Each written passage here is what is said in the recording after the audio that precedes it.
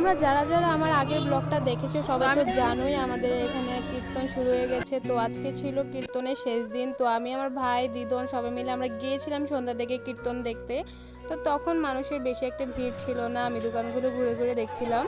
আর এদিকে এই কানেরগুলো কিন্তু সব 50 টাকা করে ছিল। তো আমার দরকার নেই, আমার ভালো লাগেনি, আমি কিনিনি।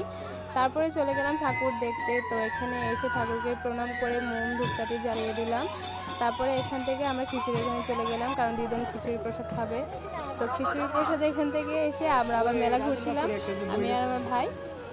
আর তখনই কিন্তু শুনতে পাচ্ছিলাম যে মাইকে বলছিল সন্ধ্যার দিকে নাকি কৃষ্ণ আর রাধার যে নৃত্যলীলা সেটা দেখাবে। তো এদিকে তো তাকিয়ে দেখি যে মানুষে এত ভিড় করেছে ঠাকুরের এখানে যে গিয়ে আর দেখার মতো কিছু নেই।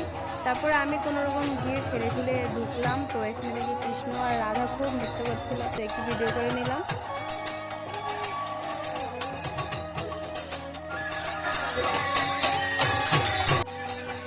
এসব করতে করতে রাত 10টা নাগাদ বেজে গিয়েছিল। তারপর আমরা রোল চাট খেয়ে বাড়ি চলে এসেছি।